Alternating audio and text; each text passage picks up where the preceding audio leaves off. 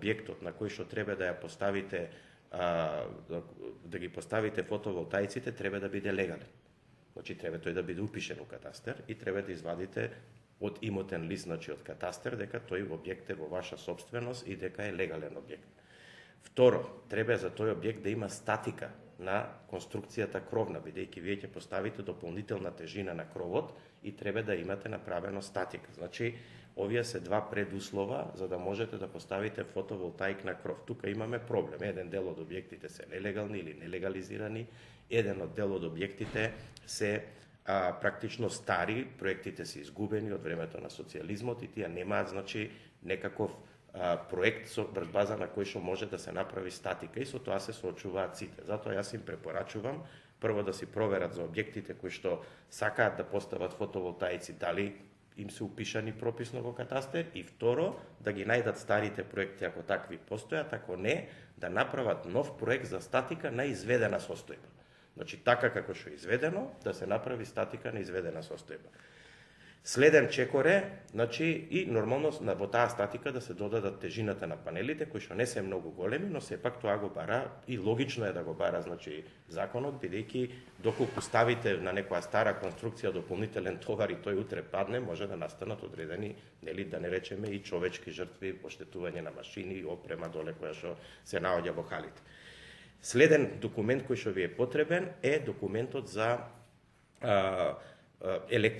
проект за електрика, значи нема потреба од некои големи проекти, значи треба проект за електрика на тој фотоволтаик, кој што не е прекомплициран проект, и доколку ги соберете овие документи, се обраќате во општината да извадите решение за поставување на опрема на вашиот кров.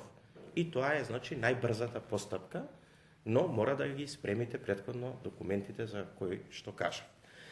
И тука следен чекор е, треба некаде таа електрична енергија која што тоа е, значи, за општината. Но вие бидејќи ќе се приклучите на електроенергетскиот систем, потребно е да и со операторот на дистрибутивната мрежа, значи ЕВА на дистрибуција во случајов, да контактирате за како тоа ќе, значи на која точка ќе се приклучите. Вие имате собствена трафостаница, значи некои компании имаат собствени трафостаници во нивните кругови, некои компании се на групни трафостаници и така натаму. Значи мора следно да се реши проблемот на приклучокот и тој проблем е, значи, во соработка со дистрибуција, но во принцип бидејќи тие се компании кои што и се преку истата точка и добиваат електрична енергија, тоа решение тука е поедноставно и може да се реши. Но мислам дека компаниите се вртат во лавиринтот на кругот, значи ние панели ќе купиме, ама сега што да правиме, ама објектот е нелегален и така натаму. Значи прво тие чекори да се преземат. Сега, следно, откако ќе се пушти фотоволтаикот, треба да се внимава, значи да, нели, својата потрошувачка, предавањето на мрежата, значи договорот со снабдувачот, значи треба да се направи договор во кој што снабдувачот ќе ги преземе во својата балансна група, бидејќи фотоволтаикот произведува енергија не кога на фабриката и треба, него кога сонце има, а фабриката троши енергија тогаш кога и треба. Значи, практично ќе има периоди во кои што фотоволтаикот може да троши, да произведува и повеќе енергија него фабриката што троши, например, во август кога се сите на годишни одмори, во недела кога не работат. Значи, во тој случај треба да имаат договор со снабдувачот, тој снабдувач да ја презема таа енергија, а од друга страна нормално да им дава енергија во моментот кога треба и тоа се билатерални договори и тука сакам да обрнам внимание да внимаваат како ќе го направат тој договор и како ќе го тоа договараат. Значи, иако тоа изгледа навидум едноставно како постапка, да ги наредите само панелите на кров, но мора да бидат сите овие постапки јасни и завршени. Но тоа е уште и поедноставниот дел.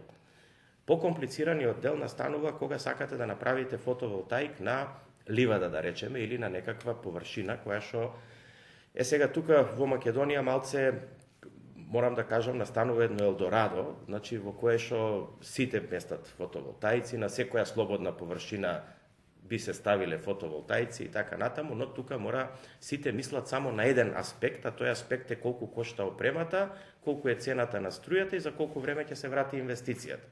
Но тоа е само малиот дел од проблемот.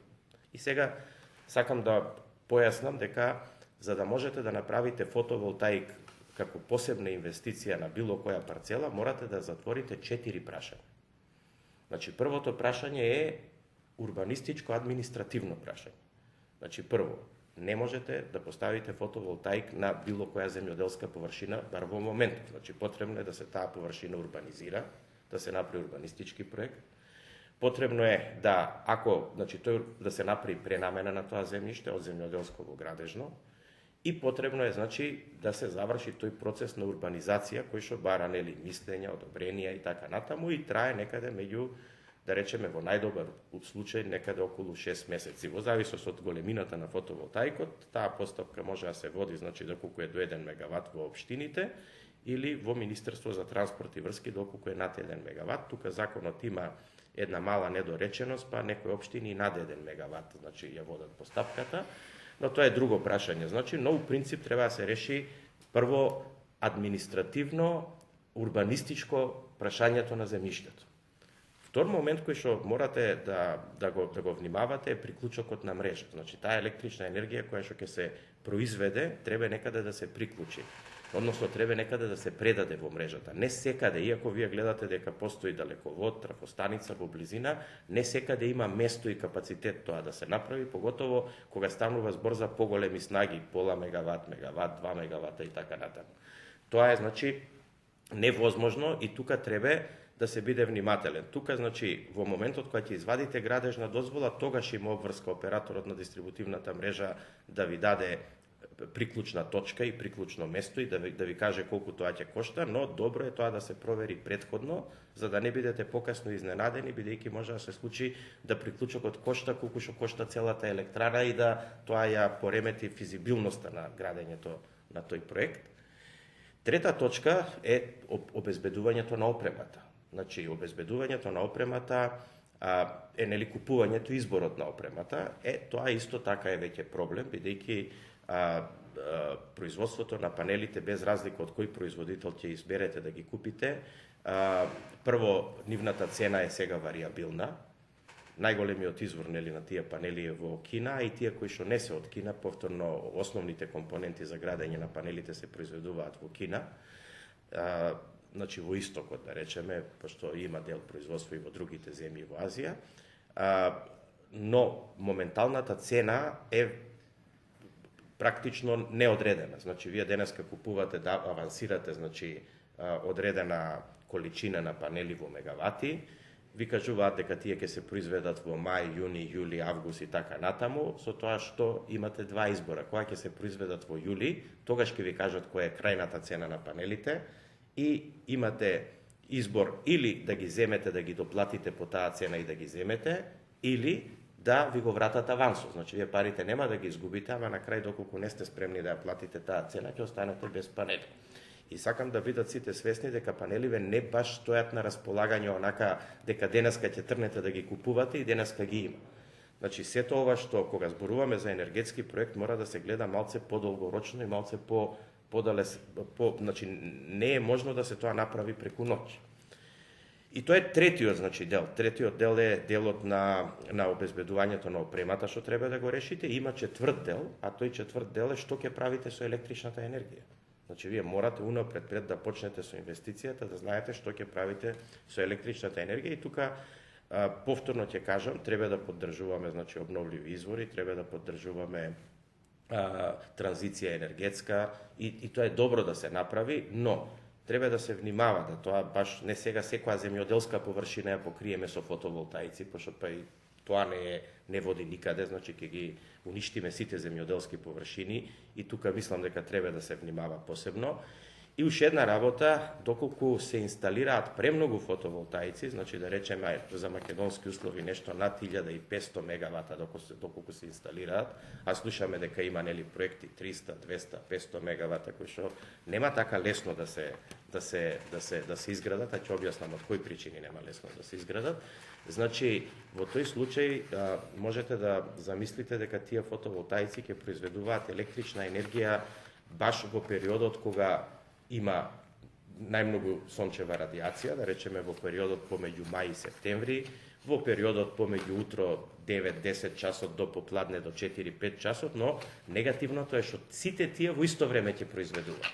Па ако се направат, не знам, 2000 мегавати, а Македонија во летни услови во тој период троши 400-500 мегавати вкупна потрошувачка, во таа ситуација ќе работи еден блок во Рек Битола кој што ќе дава 200 мегавати, бидејќи вие не можете да ги исклучите блоковите кога ќе има сонце, а после да ги уклучите кога ќе дојде ноќ или кога нема да произведуваат фотоволтаиците, ќе остане од тие фотоволтаици во Македонија да се пласираат некои 200-300 мегавата енергија и прашањето ќе настане што ќе правиме со остатокот. Значи, со други зборови, бидејќи истата ситуација се повторува и во Србија, и во Бугарија, и во Грција, и во цела Европа, сакам сите да бидат свесни дека може во догледен период после 5-6 години да настане ситуација во која што цената на електричната енергија во периодите кога ќе има производство од фотоволтаиците ќе биде многу ниска. Па така инвестицијата кој што денеска некој рачуна дека ќе биде наплатата на електричната енергија по цени од 200 евра, да не баш така излезе. Затоа значи треба и од аспект на финансии, на физибилити на проектот или на физибилност на проектот да се размислува.